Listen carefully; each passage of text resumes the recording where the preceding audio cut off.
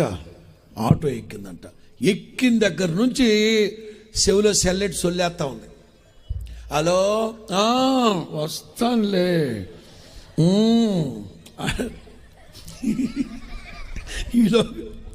ఈలోగా చర్చ్ వచ్చేసింది. ఎంత? 70 రూపాయలు. వాడికి 100 రూపాయలు ఇచ్చింది. ఏమంటే 100 రూపాయలు 70 రూపాయలు పోతే తిరిగి ఎంత ఇవ్వాలి? వాడు ఇచ్చేలోపే అక్క ఇదిగో ఉంచుకో, ఎందుకంటే వ్యవహారం ఎక్కువ ఇక్కడ. ఆ 30 రూపాయలు కూడా ఆడికే ఇచ్చేసింది. ఇచ్చేసి మరి చర్చిలోకి వచ్చేసింది. అంతా అయిపోయింది, వ్యవహారం అంతా అయిపోయిన తర్వాత అప్పుడు గుర్తొచ్చింది బ్యాగు. ఆటో వాడు వెళ్ళిపోయాడంట. ఈలోగా ఈ పాస్టర్ గారి దగ్గరకు వచ్చి, పాస్టర్ గారు ప్రార్థన చేయండి, సాతానుగాడు నా బ్యాగ్ దొంగతనం చేశాడు. ఎవరంట చెప్పండి, ఎవరంట? వెంటనే సాతానుగాడు పాస్టర్ గారితో చెప్తున్నాడంట, పాస్టర్ గారు ఆ మనిషికి చెప్పండి, ఆ బ్యాగ్కి నాకు సంబంధం లేదు. మీరు ఏది పోగొట్టుకున్నా ఇట్లా అభంశుభం ఎదురు చిన్నపిల్ల అన్నాను, నా మీద వేయొద్దని చెప్పి నేరాని. అసలు ఆవిడ బ్యాగ్కి నాకేంటి సంబంధం అండి? ఆవిడ సెల్ ఫోన్లో సొల్లేసుకుంటూ బ్యాగ్ మర్చిపోయి దిగేసింది.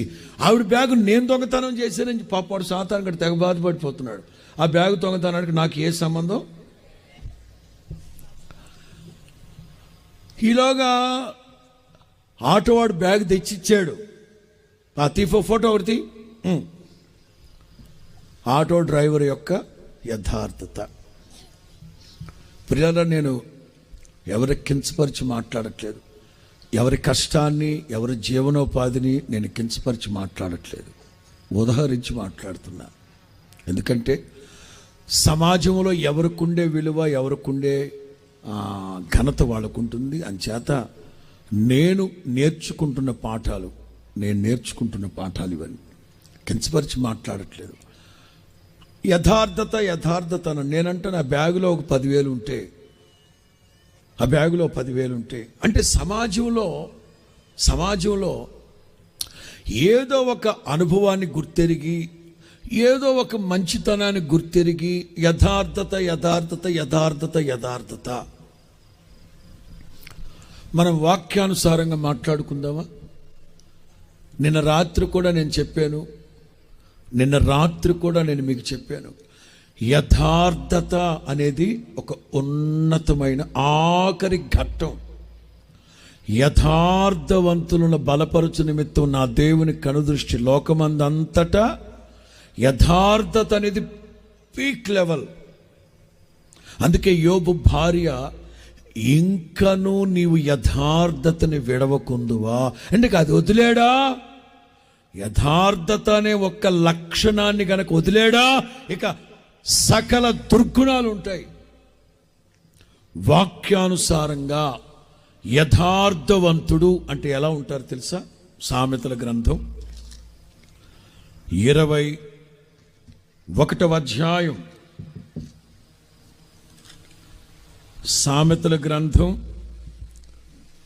21వ అధ్యాయం 29వ వాక్యం. సామెతలు 21:29.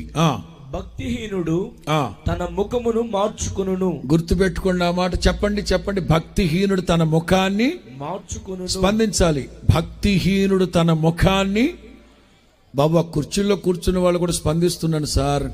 భక్తిహీనుడు తన ముఖాన్ని మార్చుకుంటాడు. యథార్థవంతుడు, మరలా చెప్తున్నా, వాక్యానుసారంగా మాట్లాడుతున్నాను, యథార్థవంతుడు తన ప్రవర్తనను చక్కపరుచుకొనును.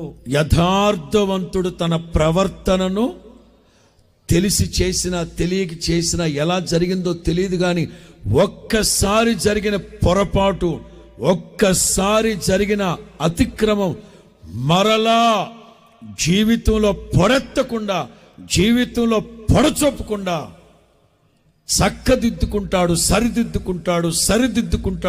చక్కదిద్దుకుంటాడు. చివరికి క్రీస్తు యేసుకు కలిగిన సమానమైన సంపూర్ణతలోకి ఎదగాలి. చప్పట్లు కొడుతూ ప్రభుని స్తుతిద్దాం.